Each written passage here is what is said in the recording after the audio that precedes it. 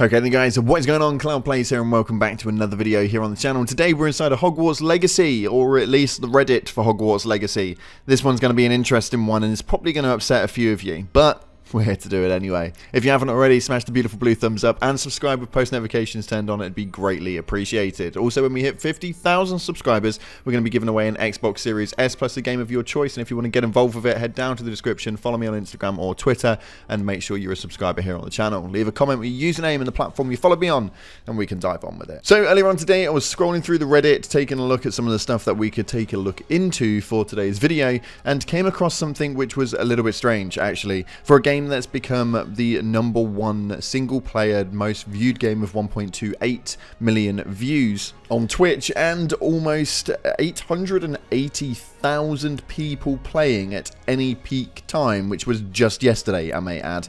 This is a ginormous number, but when we take a look at the Reddit, we are a little bit weirded out by the comments that are coming through the pipeline. So we got this post right here, which is by a Reddit user that managed to get 1.5k upvotes on this, and I think that this is where we're coming to a bit of an issue. It states, the game is a little lonely. I was trying to put my finger on exactly what was missing from the game and why my character felt so isolated, and then I realised that you can't actually talk to almost anyone that you're not on a quest with. I know the students talk while you walk past them, but it would be nice to have more purely social interaction or quests with the main characters that are goofy and don't drive the plot. I think the problem that we're walking into with this, because there does seem to be a lot of people who are agreeing with it, with 1.5 thousand upvotes and a bunch of awards that have come across with it, is that our expectations are becoming way too high with this sort of succession. The game world is absolutely alive, and there are so many different things that you can walk into and different trigger sets as you're walking around Hogwarts. If you walk down a specific corridor, you will trigger a load of ghosts who are fighting, having arguments, chasing each other around. Peeves is hitting people with books and sliding down book slides, and he's going down friggin' banisters, and he's doing all sorts of crazy stuff around the Hogwarts castle. Students are practicing magic and walking up and down walls and flying around on brooms. The immersion is definitely there. Now, the problem that we're walking into here is that we're saying things like, I was hoping I could walk around roasting everyone like in RDR2. So Red Dead Redemption 2, people were actually able to walk around and you were able to roast people out in the middle of nowhere. And I think that the comparison for this is a little bit skewed, and we're just trying to find issues for the sake of finding issues, when actually this game is absolutely tremendous and they've got everything right on general aspect of how this game is played, and I think it kind of shows via the statistics, don't you? We have a ginormous list for a quality of life improvement checklist, and this one is absolutely huge. Now, I do agree with some of them, although some of them are just nitpicking for the sake of nitpicking, and people are expecting this perfect game that is story driven, extremely long, at around 100 hours completion. They want it to be multiplayer, they want an end game, they want everything in one compiled game, but yet still probably wouldn't be willing to pay the price that it would take for that game to be actually released. So this guy's saying right here that me and my wife are having so much... So this guy's saying right here, me and my wife are very much enjoying the game thus far, but I can't help but wish there were a few tweaks here and there that would vastly improve the experience. Do you have any to add to the list? Now, the list is pretty damn long, but he goes on to say things like, you need to sell all, buy all options. Yes, and I need to sell 20 hats. No, I don't want to sit and hold it 20 times. I fully understand that. Small issue, but I get that it would be a really good convenience for an next patch maybe at some stage. We also have the controversy movement from everybody that's going crazy about the fact that you can't look down on your broom on a controller. It is extremely odd that you fly around with this one and you go up and down with this one. Why we couldn't just have everything on this one? That'd be nice. It'd be a cool feature. Use this for the maneuverability of looking around like every other normal game. That's fine. I don't understand the point on that. That's a little bit weird. I think that we've got the Aloha Mora should be automatic. The minigame is boring, takes no skill, and is obviously just a time sink.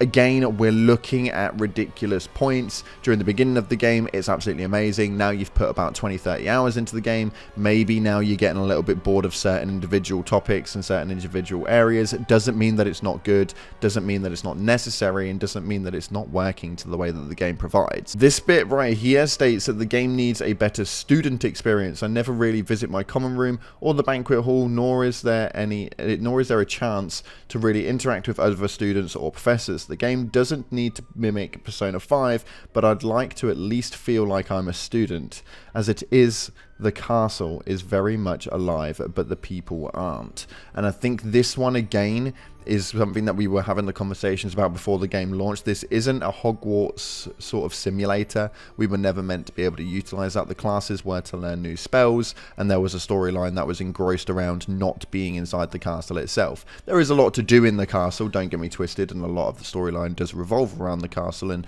hidden areas and such, but the characters that you need to know are very much alive, and the characters that you need to know you very much do interact with, so much so that you gain such a sort of relationship basis to a lot of the characters. More face options in the character creation, they all kind of look the same. We're getting nitpicky with things. This is just the problem that we're walking into now when we look down the Reddit pipeline. People have had their enjoyment, they've been amazed, everything was amazing, and now they're kind of picking into some little bits and bobs because realistically, the generation that we're in, the community that we're in right now, you can never really keep happy. This one right here states as its main title, anyone else feel like there is a lack of depth and complexity with the characters in the story? I feel like, guys, as much as I'm going to annoy a lot of people here, you're all just being extremely needy for something that you're just not willing to pay for. These games that you are wanting are generally going to take 10-15 years to develop to get them down to the main level that you are requesting. And even when they release, you're still going to knock them down. The problem is with the gaming community right now is a game will launch and it won't survive because everybody's a critic, but the critics cannot get it right either. We're in a time where the need for certain things in games is getting so bloody high that we're actually missing out on areas that are genuinely okay. We had the same thing with Elden Ring, another game which absolutely demolished the gaming scene as soon as it launched, and we're now having the same thing with Harry Potter's sort of styled-esque Hogwarts Legacy, where we're now starting to see that another amazing game, which has the statistics behind it, releases, and people are still not happy with what they're consuming. I have just got to point this post out though, because I cracked the hell up with this one. How to solve puzzle doors based on your house. Ravenclaw, work it out step by step until you solve it. Gryffindor, brute force until something works or you get lucky. Slytherin, look it up online. And Hufflepuff, it's locked. Bro.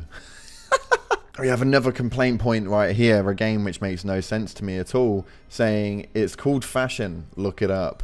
I have to praise the outfit designers in the game for making some of the ugliest pieces of clothing that I've ever seen in a video game. I'm having a riot dressing my character in the most unsuitable clothing combinations that looks like Peeve dressed me. Is anyone else having a blast creating the horrid abominations? We have got a transmog system. If you've not got anything that matches, get some more gear.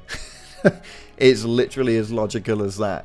They are in the 1800s, which is generically the clothing that we're wearing would have been around about the same as the 1800s, especially in the wizarding world for the lore that it holds. But you have got a transmog system. If he looks like a divnut, it's because you've made him look like a divnut. And we got posts like this at 2.4 thousand people have upvoted this, saying there should be a separate spell set for the room of requirement. It's annoying to have to edit spell sets when you want to use the functions for the room of requirement. There should be a separate spell slot that you can use when in the ROR. Why would we need to use attack spells within the ROR? Why not have it be a special set, kind of how in Summoners you only use Accio?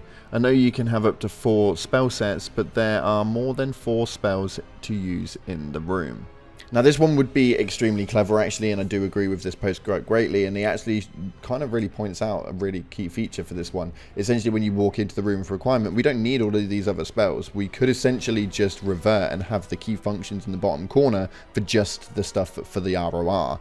That wouldn't really be that difficult to use, and we wouldn't have to actually have them in the main spell slots. We'd just be able to walk into the ROR and have it available the moment we walk in. That isn't really a big ask either. I think that one's quite a good one. Fair play to you. Round of applause, Mr. Lost Hayes.